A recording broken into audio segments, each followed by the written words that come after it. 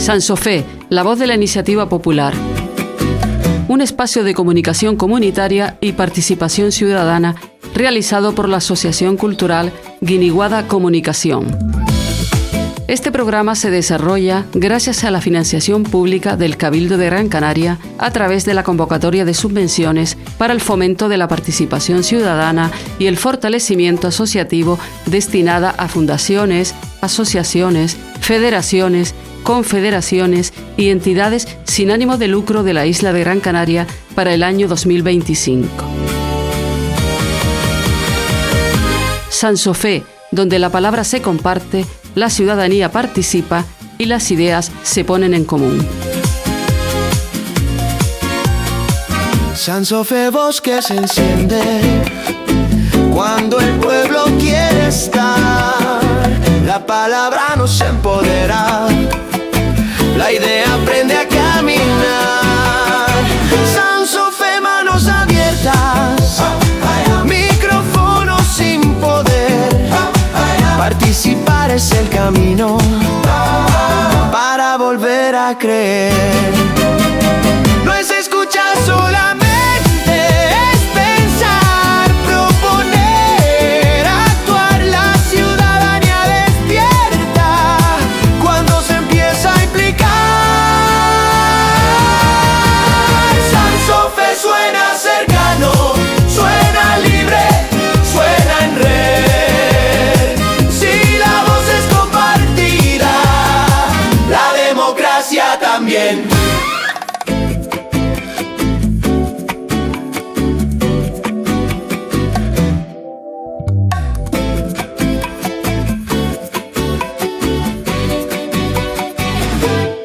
Abrimos de nuevo este espacio de encuentro y participación. Esto es Sansofé, la voz de la iniciativa popular. Es comunicación comunitaria hecha desde la escucha, el diálogo y la implicación ciudadana. Continuamos compartiendo experiencias, reflexiones y propuestas que nacen desde la ciudadanía organizada y el compromiso colectivo. Hoy en nuestro espacio radiofónico vamos a conversar con la Liga Canaria de la Educación y la Interculturalidad, una entidad con una amplia trayectoria en el ámbito educativo y social y que ya ha compartido en otras ocasiones su trabajo con esta emisora. Su labor se centra en promover la convivencia, la participación y la educación intercultural como herramientas clave para construir una sociedad más justa e inclusiva. En esta entrevista vamos a poner el foco en el proyecto Participación y Convivencia Intercultural. Se desarrolla en los centros educativos de la isla de Gran Canaria.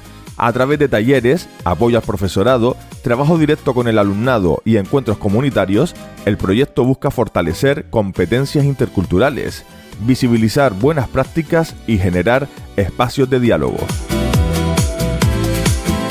Además, abordaremos cómo la educación puede hacer frente a bulos, prejuicios y discursos xenófobos, la importancia de dar voz a realidades diversas y el valor de la participación de toda la comunidad educativa para mejorar la convivencia y el respeto desde un enfoque basado en los derechos humanos. Si quieres contactar con el equipo de este programa de radio, mándanos un WhatsApp al 676 03 4011. Repito, 676 03 4011 o llámanos al 928 31 99 46.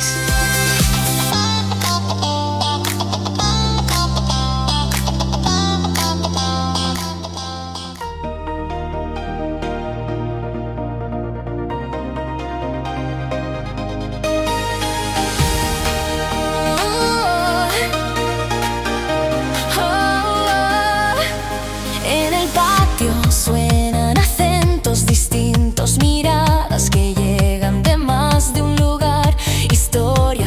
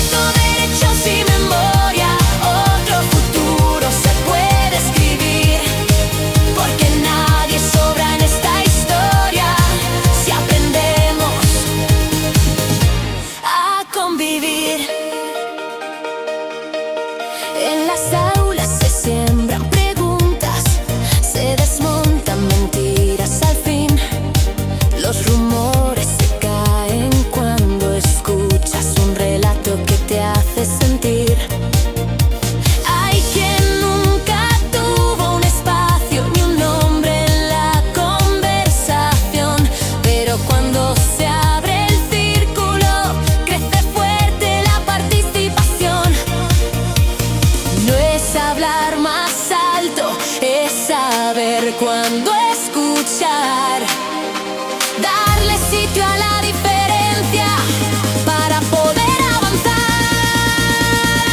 Somos voces que se encuentran hablando, somos puentes, no muros al pasar. Si caminamos juntas las diferencias, la convivencia se aprende al practicar. Con respeto, derechos y memoria, otro futuro se puede escribir, porque nadie sobra en esta historia si aprendemos a convivir. Que el miedo no marque el camino, que el bulo no gane la voz. Cuando el diálogo es colectivo, la diversidad se vuelve canción. Somos voces que se siguen sumando, somos redes para sostener. Cuando la comunidad se organiza, el respeto vuelve a florecer. Con justicia, igualdad y presencia, otro mundo empieza aquí. No es utopía, es convivencia, es aprender a vivir.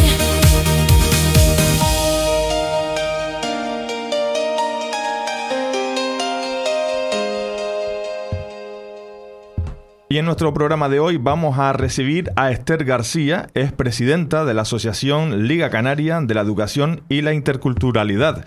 Esther, muy buenos días, bienvenida nuevamente. Buenos días y gracias por la invitación. Es un gusto tenerte una vez más en nuestro programa Sansofé. El año pasado, el ritmo de vida y el estrés del día a día de las asociaciones y del activismo, pues impidieron que pudieras estar compartiendo con nosotros y con nosotras esta experiencia de la Liga Canaria de la Educación y la Interculturalidad, pero este año sí que hemos tomado un paréntesis en nuestra vida cotidiana para hacer esta visitita a Radio Guiniguada y nosotros encantados de tenerte aquí. Bueno, este año ya llevo 3 entrevistas, me parece, con otros programas de con ustedes. Con otros programas, sí, o sea sí. Que estamos a tope. Cubriendo lo que no hice el año pasado. Nos hemos cobrado. Eso. Bueno, Esther, yo antes de entrar en materia, tú sabes que siempre cuando empezamos la entrevista y cuando empezamos la charla, porque este programa es muy así, muy de hablar y de entendernos y de hacer entender a toda la gente que nos está sintonizando de qué estamos hablando, ¿no? Y a mí me gustaría que antes de entrar en materia recordáramos un poco para la gente que se suma hoy a Radio Guiniguada y que se suma hoy a escuchar este programa de participación ciudadana, qué es y qué hace la Liga Canaria de la Educación y la Interculturalidad. Bueno, en general, la Liga Canaria es una ONG canaria formada por voluntariado con una componente importante del ámbito de la educación, y trabajamos una gran parte en los centros educativos en general porque nuestra vocación sigue siendo la educación y ahora claramente la educación intercultural del programa que también vamos a hablar ahora. Pero también nuestra vocación siempre en el ámbito de la educación es también en la solidaridad y en la cooperación. Y en ese sentido llevamos proyectos de cooperación en 2-3 países, el tercero lo acabamos de incluir, que es en el Sáhara Occidental, en los campamentos de refugiados saharauis, también en Senegal y también en Burkina Faso.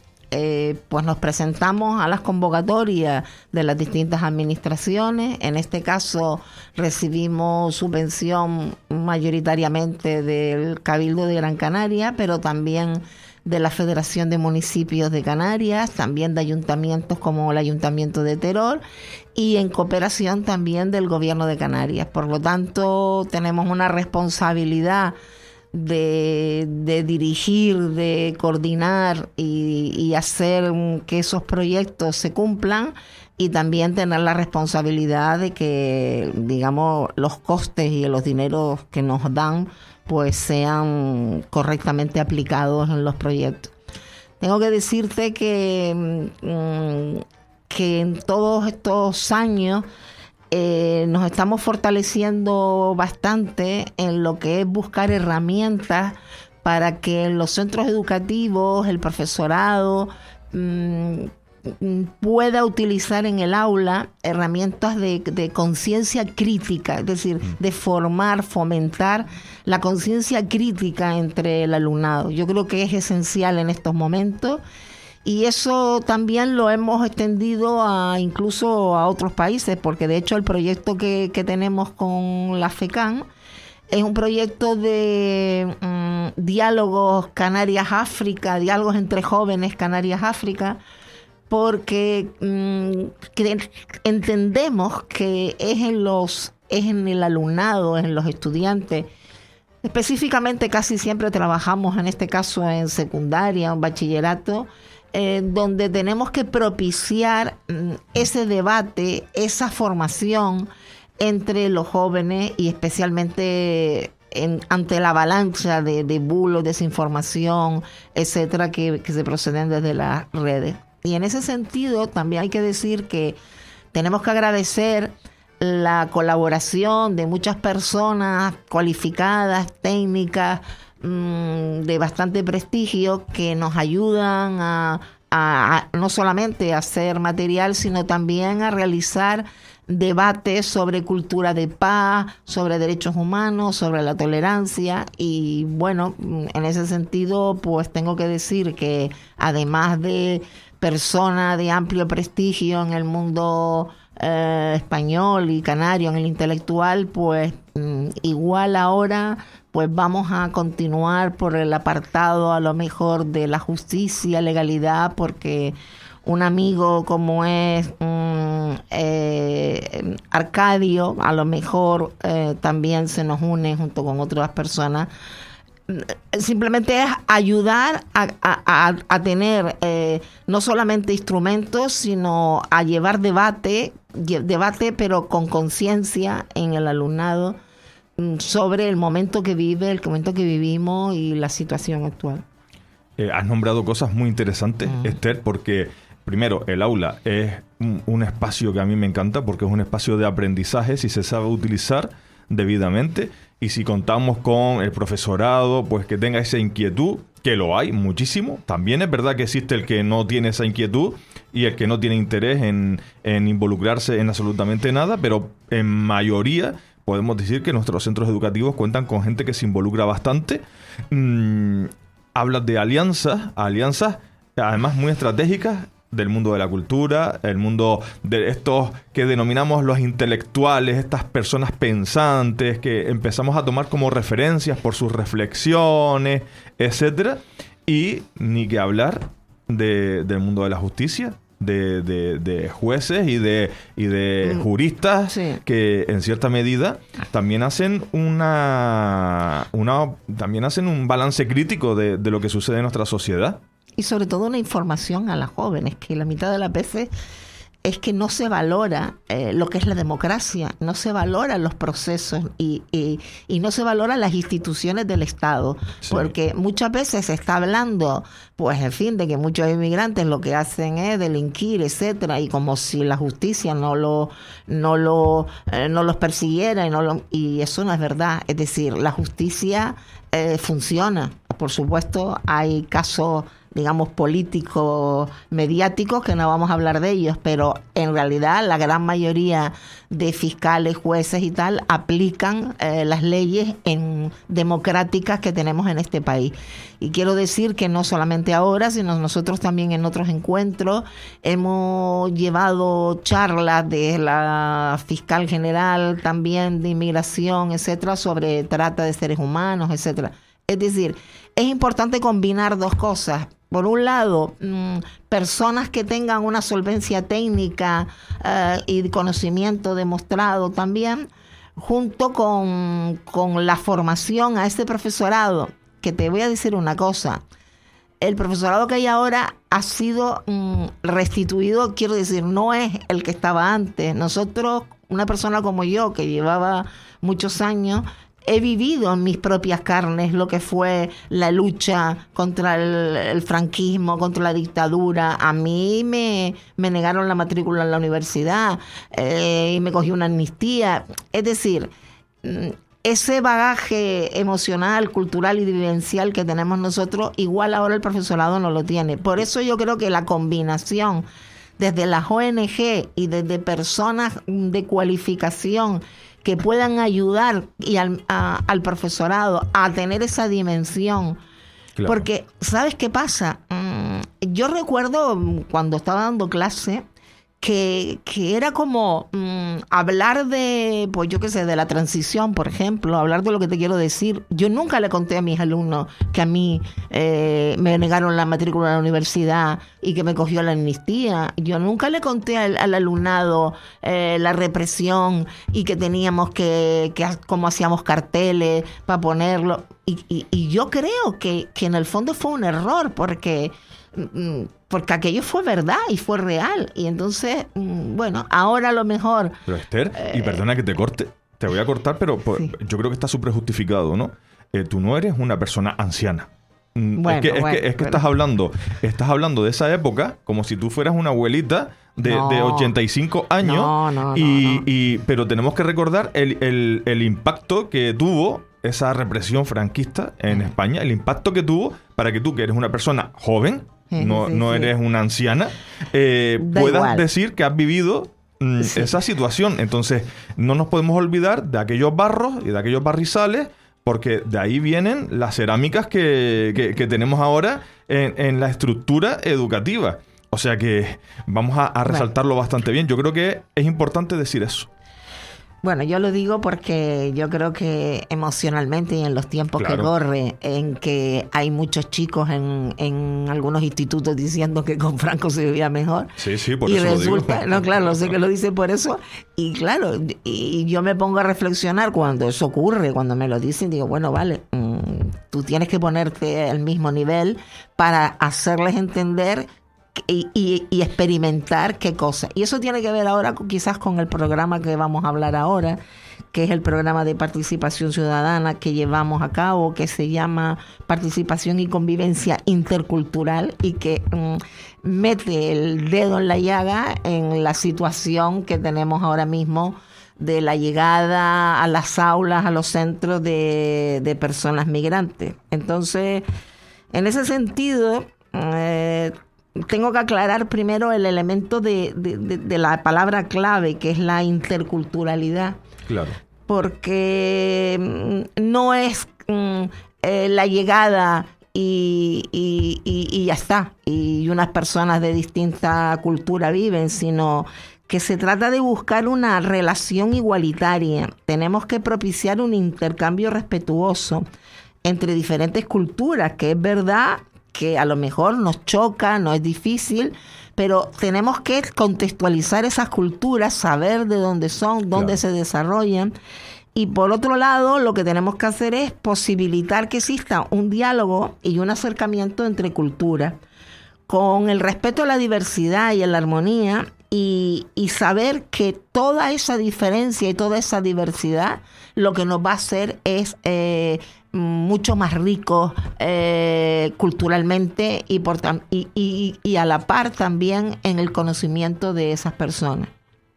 Este proyecto, que se llama Participación y Convivencia Intercultural, que realiza la Liga Canaria de la Educación y la Interculturalidad, pues también destaca que lo quieren hacer desde un enfoque comunitario y no solo educativo. ¿Por qué es importante en este caso el enfoque?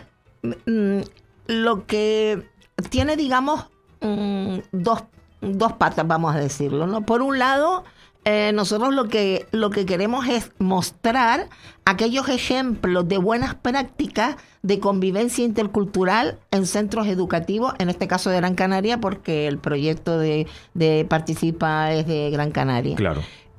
Claro, pero a la hora de mostrar esas buenas prácticas de convivencia, la convivencia no solamente se da en el centro, se da en el municipio, se da entre las familias, se da en general.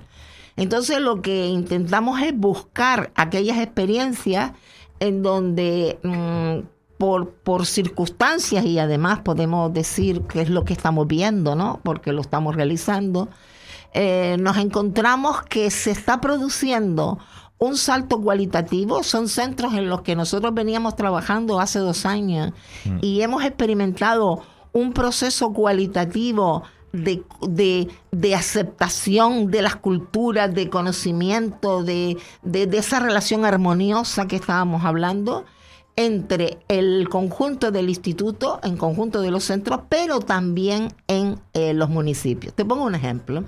Luego te explico qué cosas estamos viendo, cómo lo vemos, pero te voy a poner un ejemplo porque me llamó la atención. Sí, claro. Venía yo en un taxi de Firgas hacia Las Palmas y nada, le dije, no, estamos aquí en el centro porque estamos analizando los procesos que se están llevando con la educación intercultural, etcétera. Y me digo, claro, porque la cantidad de chicos menores que han venido, bueno, lo que antes decían que eran los menas. No.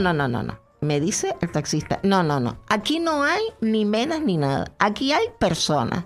Claro. Personas migrantes. Entonces, el salto cualitativo de que un taxista, una persona sin conocerme, ya me diga eso, significa que hay un buen trabajo detrás.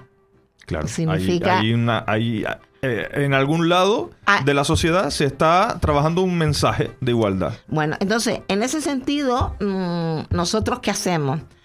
En el centro apoyamos las dificultades que tiene el profesorado. El profesorado tiene una dificultad tremenda con el desconocimiento de distintos idiomas, pero no solamente del idioma, sino la base social, de dónde, qué cultura tienen esos propios idiomas. La mayoría son de África, en general, y entonces nosotros le apoyamos, no solamente con incluso libros, documentos, material en la lengua, por ejemplo, Wolof, español, para que se pueda trabajar. Eso es una angustia que normalmente tiene el profesorado, pero la otra angustia es la de poder buscar fórmulas que permita la integración con los alumnos en el centro. Claro. Entonces, en ese sentido, en este caso, cada centro es diferente.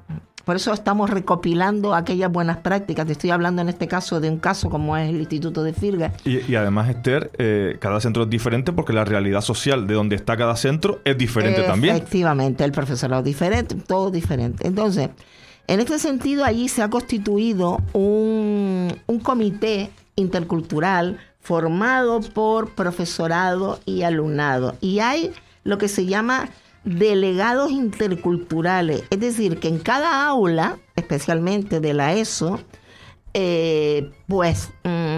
hay una persona que representa también la parte, en este caso, intercultural o de otras culturas. Y se reúnen, es decir, fíjate, profesorado y tal. Entonces, yo he trabajado con ellos, entrevistándolo en profundidad, y le he planteado para que entiendas qué situación aparece en los centros. Entonces me decía el profesorado, de repente empezó a aparecer gente de distintas procedencias, dice, de 15 países, y se generó una incertidumbre en el alumnado y el profesorado, sobre todo porque no teníamos herramientas para trabajar con ese alumnado y nos sentíamos impotentes a la hora de atendernos. Quiero manifestar esto porque hay que decir lo que siente. Primero porque desde el punto de vista de la educación, desde la Consejería de Educación, para que tú tengas una idea, ahora la Consejería de Educación ha sacado un documento de cómo atender o cómo los primeros pasos cuando llega. Ahora, y tú imagínate, esto es cuando desde que sucediendo. Dice... Porque además, Esther, hay que puntualizar que nuestro sistema educativo tiene muchos vacíos que se van rellenando en base a las necesidades que van surgiendo en la nueva sociedad, por decirlo así. Eso vacío no es el nuestro. Es decir, digamos que la educación es un elemento vivo y por eso tienen que haber leyes, evidentemente, que rijan en general. Pero hay un principio que debe guiar y que debe guiar a todos los centros educativos desde su autonomía, que por cierto la ley le da bastante autonomía a los centros, que es buscar lo mejor para la educación de esos chicos, lo mejor, la forma mejor de que ese alumno progrese, de que ese alumno adquiera los mejores conocimientos y los mejores. Pero a veces, y aquí voy a hacer un inciso, o uno de los problemas que tienen ahora muchos centros, es que como la Consejería de Educación, la inspección va un poco, digamos, retrasada de las cosas que están sucediendo en los centros, pues intentan aplicar una normativa súper rígida, tan rígida que que te digo. Por ejemplo, el problema es el desajuste de las edades con los niveles que viene el alumnado a los centros. Y eso es una angustia que tiene, porque dice, un estudiante de Senegal que ha venido todo el año, ha progresado, pero evidentemente no llega a los contenidos que de segundo de la ESO, por poner un ejemplo, tendría que tener un alumno. Y entonces, ¿qué hacemos? ¿Lo vamos a dejar otra vez repitiendo? No le damos una evaluación positiva si se ha forzado, si tal. Entonces ahí es donde realmente se produce el fin último, que tiene que ser el progreso del alumnado, adaptar al alumnado para que progrese contra las leyes y las normativas a lo mejor muy rígidas de la consejería. Bueno, ese es un elemento. Sí, pero, y es importante. Pero hay una cosa que decía el profesorado, dice, pero es que más allá del idioma está la parte emocional, dice el profesorado. Este alumnado necesitaba que se la atendiera, y entonces a partir de ahí surgió el aula de acogida. Han hecho un aula de acogida para poder escuchar, atender también a ese tipo de alumnado. Bueno, pues la sorpresa nuestra es que con ese comité intercultural, con ese aula de acogida, nos encontramos con alumnos que dicen esto.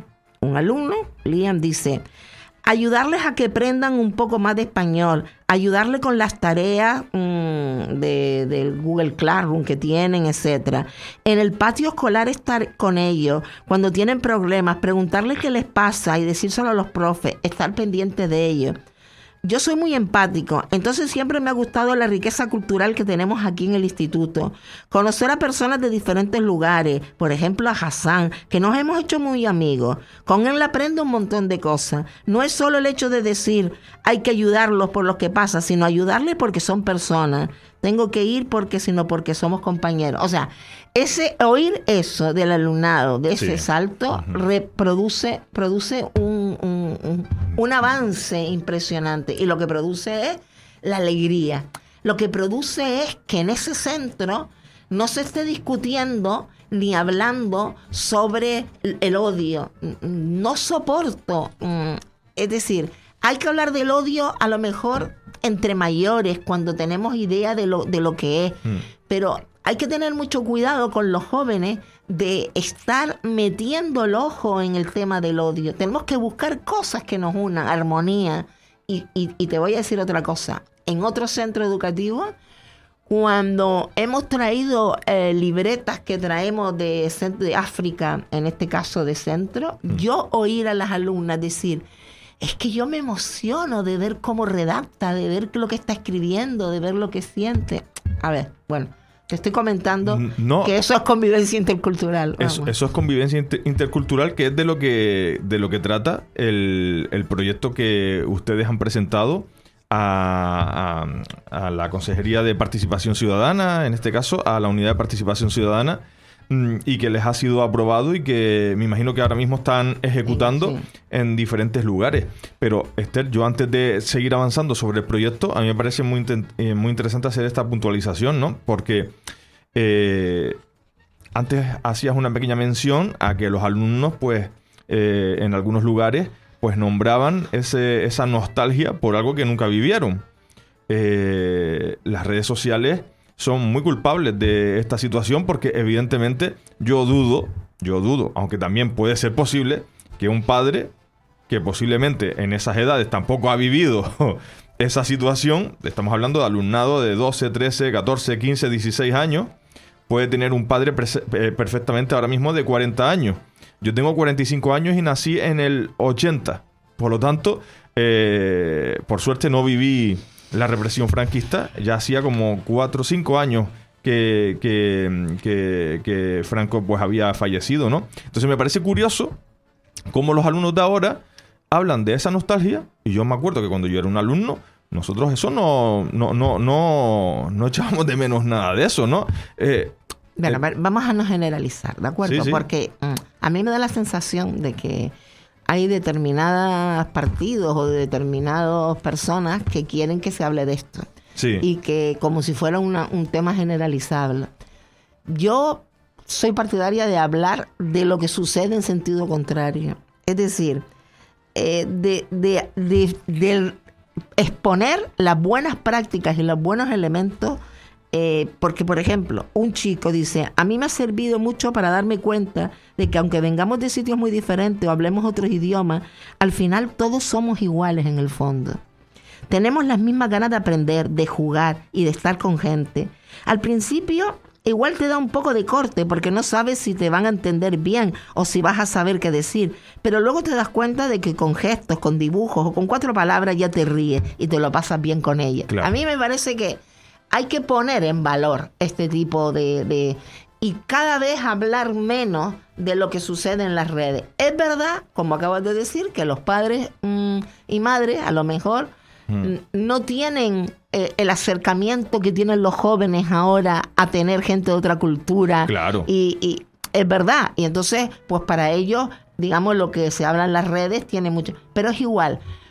Vamos a hacer que sus hijos en contraste con otras culturas, en contratos con gente, digan esto, tengan una convivencia intercultural y digan que al final, aunque vienen de distintos, al final somos iguales todos. Entonces, y somos amigos y nos reímos y jugamos.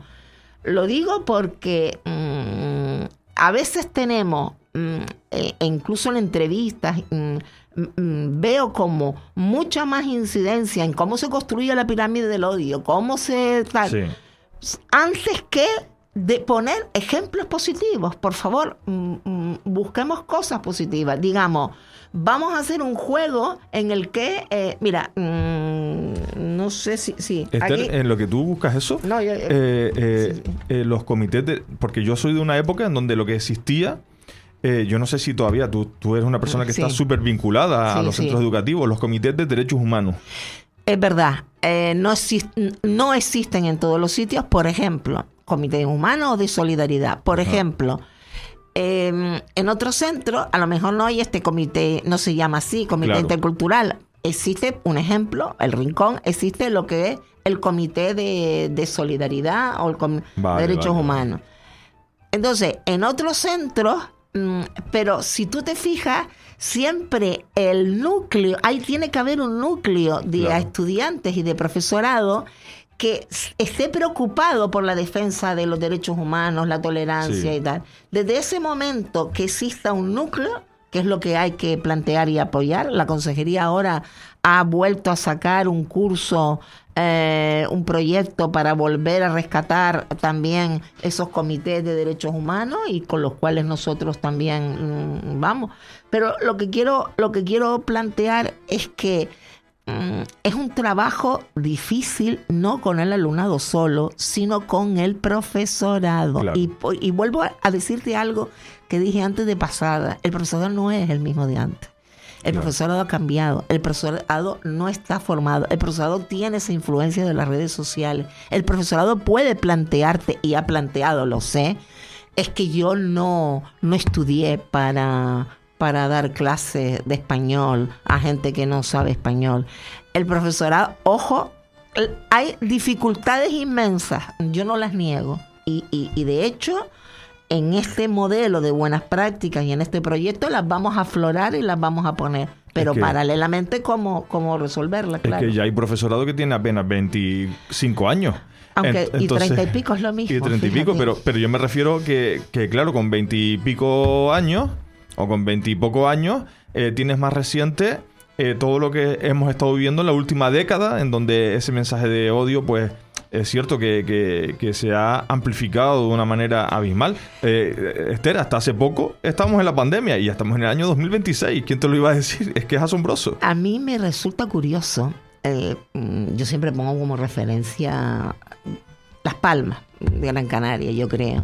Porque a mí siempre me ha parecido una ciudad multicultural. Sí, total. Y a mí sigue pareciendo que aquí la multiculturalidad, que es la mezcla de muchas nacionalidades, yo siempre digo, es como mi Nueva York en pequeño, porque vamos, Nueva York es una pasada. Claro. Y prueba de ello, hasta su alcalde que han elegido, pero lo que quiero decirte que Las Palmas es así. Pero tengo miedo, te lo digo sinceramente, de que las corrientes, digamos, que vienen de fuera, las corrientes nacionales, etcétera, hagan que se instale en la población, digamos, temas racistas, o tengo miedo. Yo uso mucho la guagua y me fijo mucho y veo que las guaguas están llenas de personas de distintas nacionalidades. Sí, es el primer tal. Pero sin embargo, ayer o algo así me pasó una anécdota en que hubo una fricción, lo típico, yo te adelanté, no, lo que sea, y hubo un comentario por parte de una persona, evidentemente canaria, como diciendo, no, encima se ponen por delante o no sé qué de los canarios. Y entonces yo reaccioné y digo, y da la casualidad de que la otra persona, que por supuesto era de color, era canaria. Es decir, claro, que fue lo que... Claro, pero se montó...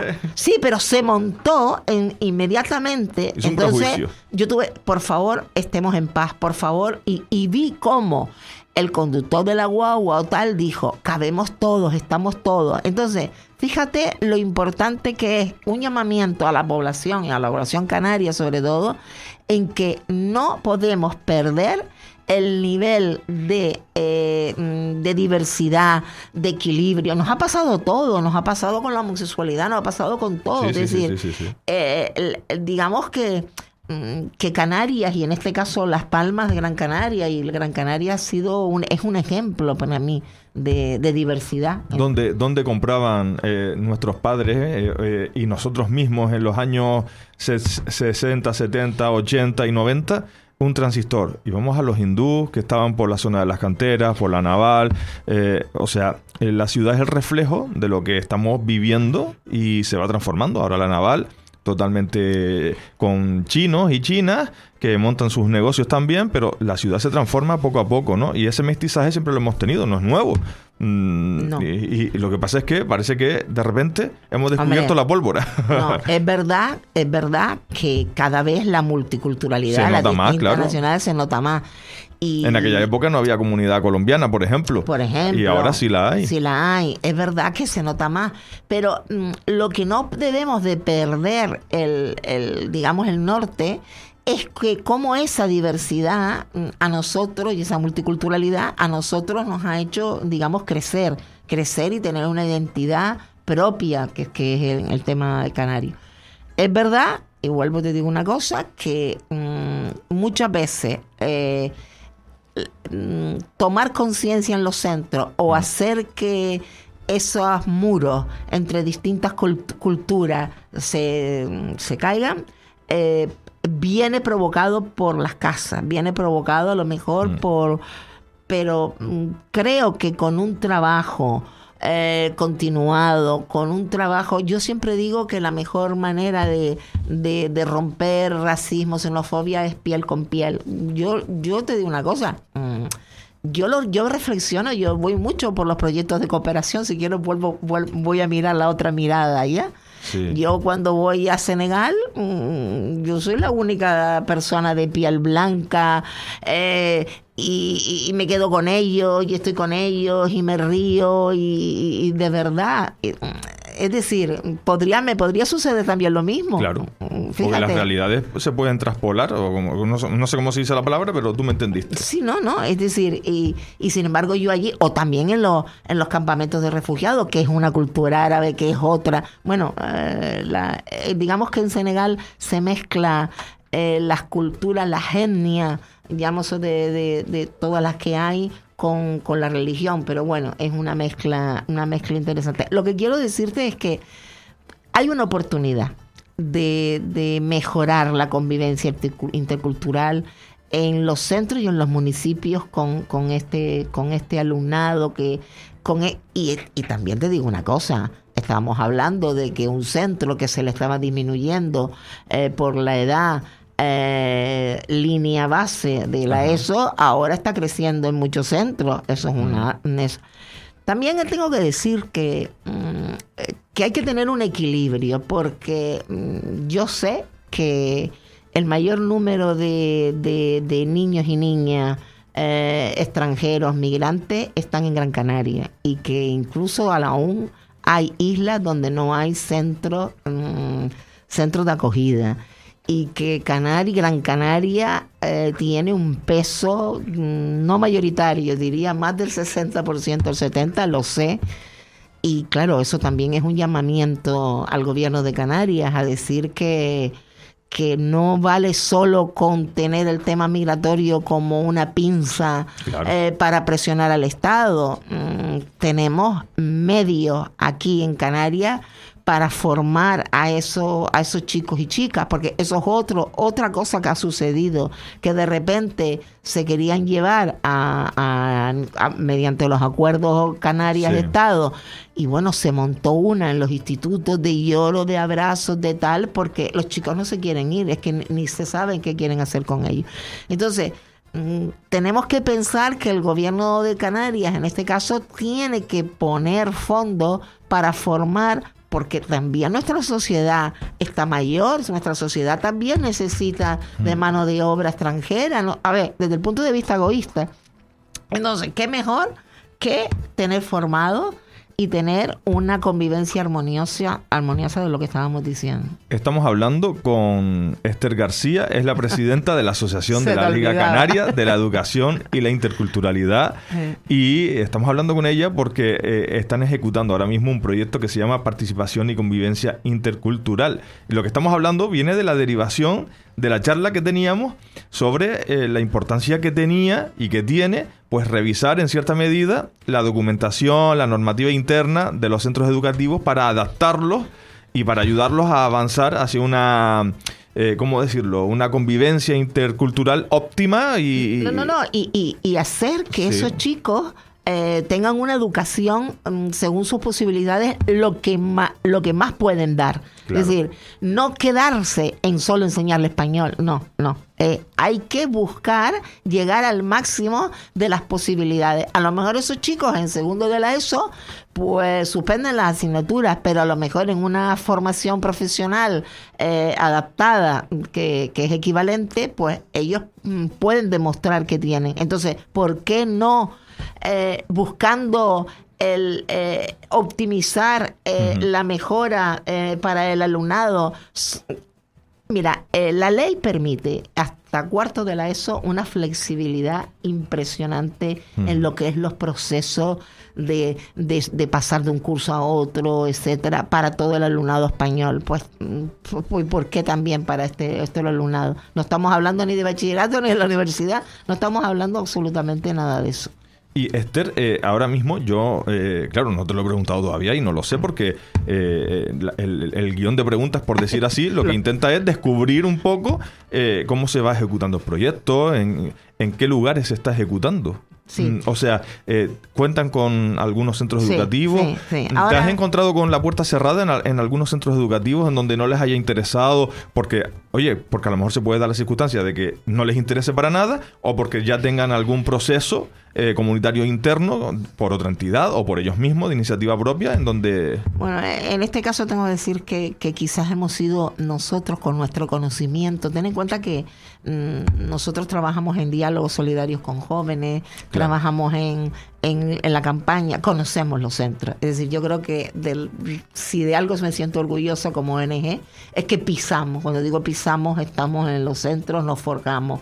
Ten en cuenta que yo te puedo hablar ahora mismo de cuántos centros hemos pasado este año ya. Y bueno, pues no sé, el Rincón, Politécnico, Aruca, Moya, Firga, Valsequillo, Valle Seco, Serpa. O sea, te puedo decir todos esos centros por donde hemos pasado. Entonces, lo que en este proyecto queremos un poco, o hemos ido a buscar, es cómo plasmar en un libro, buenas prácticas. O sea, lo que queremos es llevar al resto del profesorado y al resto de centros ejemplos de buenas prácticas para que lo copien, o para que lo miren, o para que vean cómo se puede hacer. Entonces, ya hemos ido un poco, vamos un poco más pensando dónde hay, digamos, buenas prácticas. Por ejemplo, el Rincón. El Rincón es un centro, de hecho, yo diría internacional. De hecho, le acaban de hacer aprobado dar el bachillerato internacional, el único centro de Canarias. Entonces, yo diría que en el Rincón, no es por nada que yo fui directora muchos años de ese centro, lo sabes, ¿no? Voy a decirlo para que nadie diga nada. No, porque no eres directora ahora mismo del centro. No. Y está sucediendo, es una realidad. Bueno, pero es una continuidad. Te diré que yo, siendo directora, se formó el primer comité intercultural ya en aquel entonces. Pero ahí fluye la relación con gente extranjera. Y aquello sí que es el crisol de nacionalidades. Y cuando digo fluye, casi no hay ni comité de acogida, porque es que están tan acostumbrados que fluye. Ese comité de acogida ya corre por las venas de toda la gente que recorre los pasillos, porque forma parte del paisaje del propio pasillo. Eso. Entonces ahí lo que estamos buscando es al revés. Los protagonistas, que son los extranjeros, cómo se sienten o cómo lo ven también, porque también es un ejemplo de buenas prácticas. Claro. No es que vayamos a decir que todos los alumnos vayan allí, pero no es la misma circunstancia en este sitio que te acabo de decir, que estamos hablando de un centro de 300 alumnos y alumnas, de repente le llegó 50. Entonces, eso es una masa importante y además africana, ¿entienden? Entonces, digamos que depende, queremos seleccionar. Sabemos que también para el sur, en el tablero, hay una experiencia muy interesante. De hecho, hasta el profesorado ha hecho una asociación para apoyar y tal. Quiero decir, vamos a buscar ejemplos de buenas prácticas. No he hablado de la pata, en este caso de los ayuntamientos y tal, que es donde posiblemente tenemos que seguir trabajando con los técnicos de los ayuntamientos para favorecer, porque al final queremos hacer un encuentro con todos esos centros y ya te les invitamos a que escuchen lo que dicen, claro. No, y invítenos a nosotros también para que vayamos allí con los micrófonos a grabar. No, invitar, pero a escuchar y a grabar lo que dicen, es decir... Sí, yo creo que es importante. Esto mismo que yo lo he traído escrito porque... hablar de lo que dicen los profesores, hablar de lo que el profesorado, de lo que dice el alumnado, me parece que es vivo. Claro, es muy real vivo. Y está sucediendo. Y tú imagínate, Esther, que tuviéramos medios técnicos para que todas esas declaraciones estuvieran también grabadas de voz. Sería yo tengo una grabación de esto, si la quiere. ¿Tienes una grabación de...? Todo esto lo está sacado de una grabación. Yo hago entrevistas en profundidad. Pues entonces estaría muy bien. Estaría muy bien. Para eso sí que tengo que pedir permiso. Sí, usted pida permiso. Porque no es lo mismo que... No es lo mismo que un trabajo interno que es una investigación. En el fondo esto es una investigación en acción, que es la que hacemos. Trabajamos y luego ya hacen el vaciado, etcétera. Sé que hacen un trabajo intenso. ¿Cómo se enseña a argumentar y a cuestionar esos mensajes de los alumnos y de las alumnas cuando se quieren expresar desde el respeto? Esas dudas que puedan tener y esas opiniones muchas veces pues sacadas de las redes sociales incluso, ¿no? Porque la primera, yo no sé, Esther, si eso forma parte de la didáctica, de la forma didáctica que ustedes tienen o del sistema que ustedes han establecido, pero claro, diagnosticar es importante, ¿no? Para saber cómo proyectar todo el temario del proyecto, ¿no? Entonces yo no sé si los alumnos, a la hora de ustedes hacer una diagnosis, un rayos X de la realidad social que vive el centro. No, nosotros intervenimos también. No es solo diagnóstico, no es solo observar, ver los documentos que tienen, ver con lo que dice el profesorado. No. Nosotros hacemos talleres. Y los talleres que nosotros hacemos son talleres relacionados con la tolerancia, la diversidad, otra lengua. Entonces, nuestros talleres lo que hacen es poner en común siempre a gente de distintas culturas, siempre. No solamente a gente de distintas culturas aquí, sino que aprovechamos nuestros proyectos de cooperación para hacer videoconferencias, libretas. Yo no te lo tenía que haber traído, o es otro proyecto que te voy a traer aquí para llenarte la mesa de esas libretas donde los chicos y chicas han escrito, y eso es realmente la mejor manera de llegar a que un estudiante sienta interés, primero que nada. Porque lo primero es que tiene que tener siente interés. Lo segundo es ayudarle a que conozca más cosas, a que conozca otras culturas. Y el tercero es a preguntarse el por qué, por qué yo no puedo, por qué yo tengo que sentir odio, y eso ya digamos que es el nivel último que pueda. Pero no, los talleres son muy importantes, desde un cuentacuentos. Por ejemplo, nosotros el año pasado nos vinimos, pero hicimos una experiencia muy interesante de un proyecto que se llamaba Narrativa Solidaria. Ajá. Y de hecho puedo venir porque hemos publicado un libro de cuentos, de poesía, de refranes saharaui, de patrimonio, junto con en 2 idiomas, español, árabe. Tenemos un manual práctico de español, Wolof español, que no solamente no es un diccionario, sino es un manual de actividades. Te voy a poner un ejemplo para que te vayas alucinando. Por ejemplo, esto te sonará. Es una foto donde se ve, por un lado, bueno, descríbelo tú. Es una actividad donde se ve pues una comparación entre la lucha canaria y la lucha senegalesa. Sí. Casamance. Esa es la Casamance, el lugar. Casamance. Sí, dice que es Casamance. Y luego, pero bueno, yo pero mira la actividad para describirlo,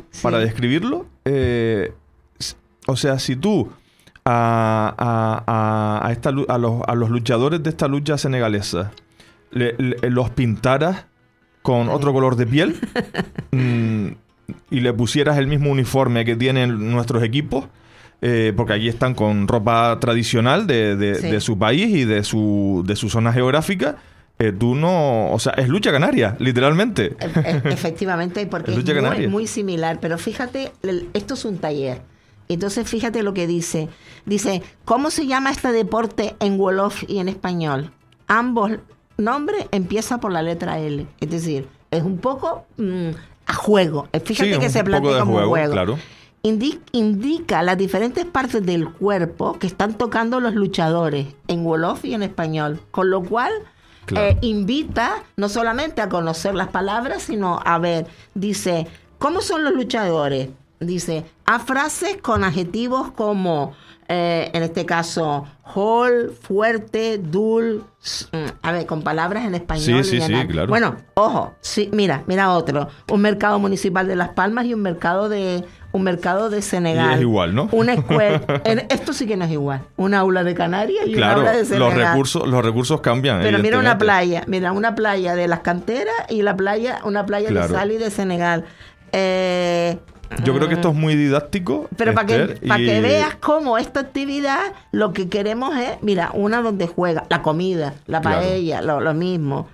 Mira, alucinante, porque la gente cada vez que empiezas en África piensa que todo es árido, seco, como desierto. Te imaginas elefantes en medio de un desierto y ya está. Esto es Canarias y esto es la Casamance, por ejemplo. Mira, esto es una romería y esto es una peregrinación que hacen allí en el tema de... Y así el libro pues tiene un montón de árboles actividades. Canarios, trabajando los ODS también, mira, también trabajándolos allí, porque claro, lo que tienen que entender es que digamos el mundo y la convivencia y la ciudadanía universal requiere de entendimiento, de aceptación, de cultura, y de verdad que eso es una inmensa alegría, un inmenso valor en la persona, y te vas a sentir mucho más feliz cuando conozcas todo esto. Esther, yo me frustro mucho cuando tú vienes como invitada, pero escúchame, pero no por otra cosa, no por nada malo, sino porque el técnico, nuestro compañero Isi González, me habla. Yo tengo una voz de la conciencia por aquí, por los cascos. Tú me estás hablando y de repente escucho una voz que me dice, ya estás fuera de tiempo, Javi. Y claro, yo quiero seguir, pero no puedo seguir. Y eso porque... que no te he hablado de los viajes. No, que te pueda hablar es que aquí. vas a tener que venir en otros momentos a contarnos toda esa experiencia. Esther, yo sí me quedo con una cosa importante. En el último tramo de nuestra charla hablabas de esa transversalidad que se puede hacer con los diferentes proyectos, y eso es muy interesante y muy bonito. Pero yo hoy sí te tengo que agradecer que hayas venido e invitarte. Cuando quiera, yo estoy aquí y vamos, para hablar de no solamente de los proyectos, sino yo creo que de experiencia. De la experiencia que las hay, experiencias, sí. yo te puedo hablar de experiencias súper preciosas en los proyectos de cooperación, por ejemplo, de lectura de poesía, hay cosas maravillosas, de verdad. Nuestro compañero técnico de sonido, Isi González, también es productor de programa, porque aquí hacemos de todo un poco. Por cierto, que una de las cosas que tenemos hecho, que vendré a presentártelo, pero en este caso con el director, estamos haciendo un documental de música saharaui que se llama Canciones para la Resistencia. Él ha estado grabando allí, ya viene para acá, y lo traeremos, te lo traeré porque eso sí que es una... Claro, por va a ser una sí, preciosidad de presentar ese documental que vamos a ver, porque como tiene poco dinero, pues no sé, pero sobre todo tiene las ganas que le han puesto, en este caso el director, que es un estudiante saharaui que ha estudiado aquí cine, ¿vale?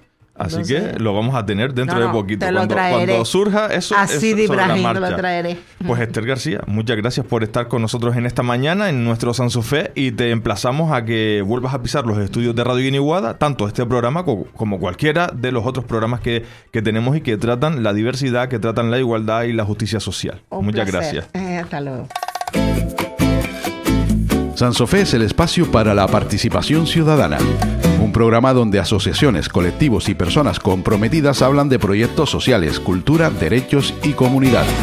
Informar, compartir y construir ciudadanía desde Radio Guiniguada en Sansofé, de lunes a viernes a las 10 de la mañana. Participar es el camino para volver a creer.